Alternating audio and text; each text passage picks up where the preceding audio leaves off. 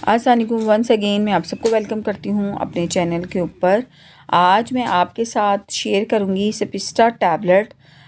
स्पिस्टा tablet जो है वो क्यों प्रिस्क्राइब की जाती हैं, किन कंडीशंस में हम इसका इस्तेमाल जो है वो कर सकते हैं, इसके फ़ायदे क्या हैं और उसके क्या पॉसिबल साइड इफ़ेक्ट हैं, इसके ऊपर बात करेंगे। स्पिस्टा टैबलेट जो हैं वो 2 स्ट्रेंथ के अंदर अवेलेबल हैं, 250 mg और 500 mg। स्पिस्टा टैबलेट जो है वो प्रिस्क्राइब की जाती हैं to treat the bacterial infection.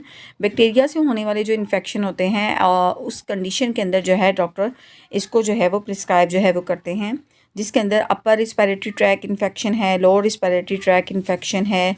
उसके साथ आपके कान और नाक में अगर कोई इन्फेक्शन हो गया है तो उसके लिए इसको प्रिस्क्राइब जो है वो किया जाता है।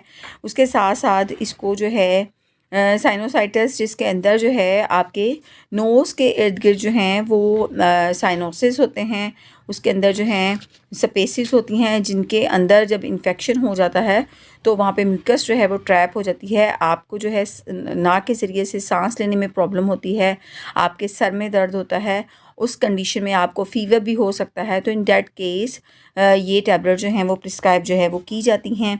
इसके अंदर जो इसका एक्टिव इंग्रेडिएंट है डेट इज़ सेप्रोफ्लॉक्सिन, जो कि एक एंटीबायोटिक है और ये इन तमाम कंडीशंस को ट्रीट करने के लिए, सीवियर बैक्टीरियल इन्फेक्शन को ट्रीट करने के लिए जो है वो इस्तेमाल जो है वो किया जाता है।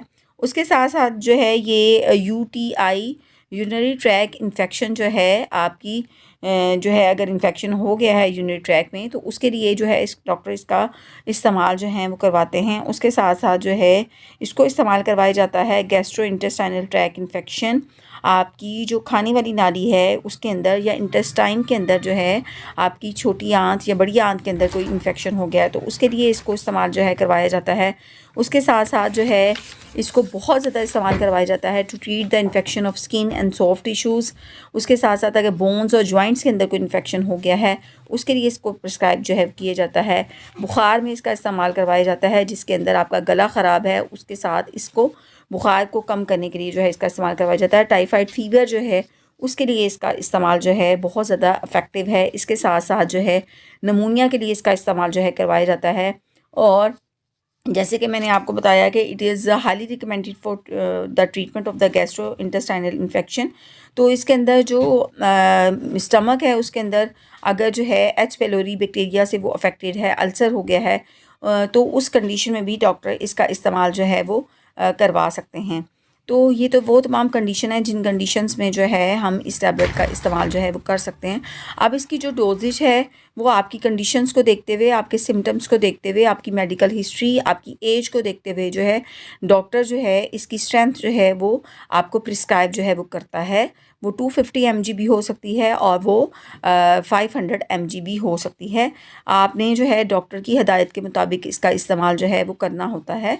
और अगर इसकी रिकमेंडेड डोजेज जो है उसकी बात करें तो आपको जो है वो आप 500 से 1000 mg तक जो है वो ले सकते हैं, यानी आप रोज़ाना की एक गोली भी जो है प्रिस्क्राइब की जाती है अकॉर्डिंग टू द कंडीशंस। और आपको जो है सुबह और शाम जो है वो भी 500 mg जो टैबलेट है वो डॉक्टर जो है वो प्रिस्क्राइब जो है वो कर सकता है। इसको आप फूड के साथ भी ले सकते हैं, आप इसको एम्प्टी स्टमक के साथ भी ले सकते हैं।